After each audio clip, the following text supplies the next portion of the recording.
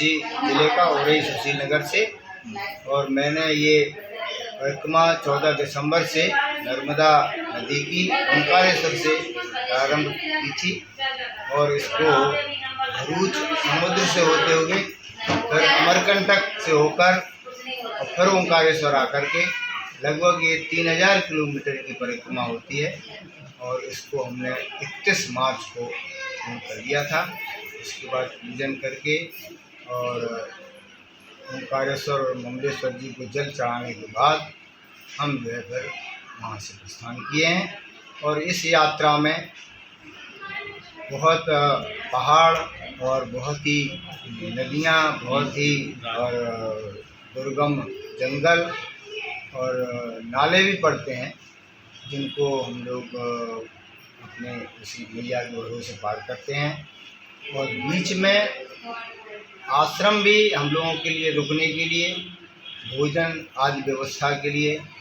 और ये सब जो है आश्रम वहाँ बहुत पहले से बहुत प्राचीन आश्रम बने हुए हैं, जहाँ ऋषि मुनि तपस्या करते रहे हैं। और उस अब नदी तट पर कुछ बांध बन गए हैं, उसकी वजह से यात्रा थोड़ी और लंबी हो गई है, 3000 से ऊपर भी हो जाती है।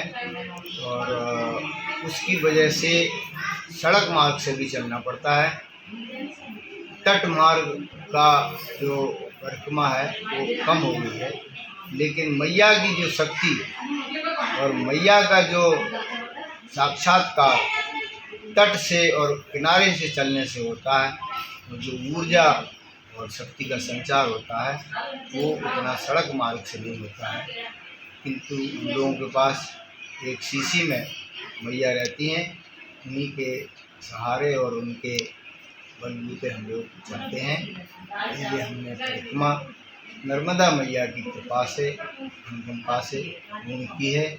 और मैं आज ही आया हूँ। आप जैसे अपने घर पे बैठे थे, आपको अचानक कहाँ से प्रेरणा मिली कि मैं इसकी परिक्रमा पूरी करूं, और ये काम करने से क्या आपको? मैं 2019 में भरूच में मेरी बेटी रहती है, दामाद हमारे रेलवे में CMI हैं, तो वहाँ मैं गया हुआ था।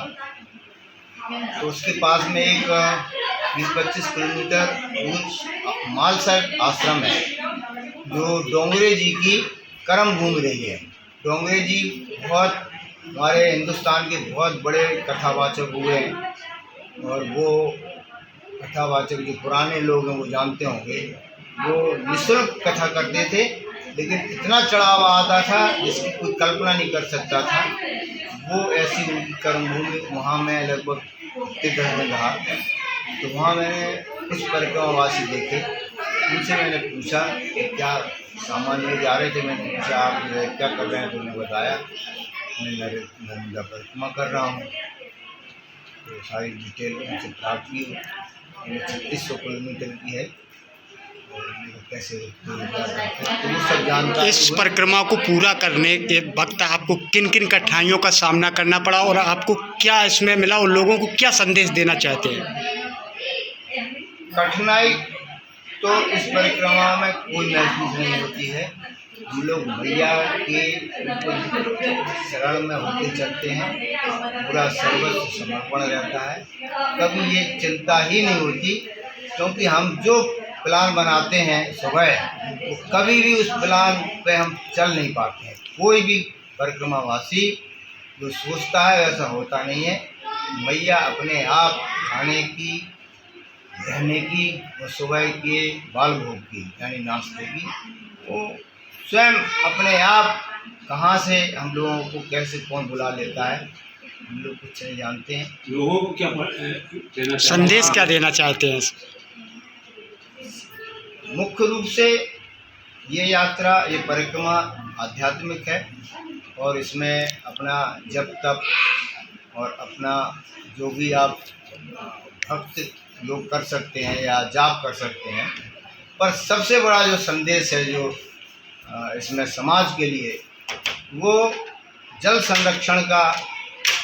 जल ही जीवन है, ये जो वाक्य है, उद्घोष है, इसको चरितार्थ करते हुए इसमें ये संकल्प रहता है हम नदियों को स्वच्छ रखें, साफ रखें और हमारी जो है नदियों का पानी निर्मल हो और जल जो है जितना बचा सकते हैं वो हमारे आगे जो ठीक है।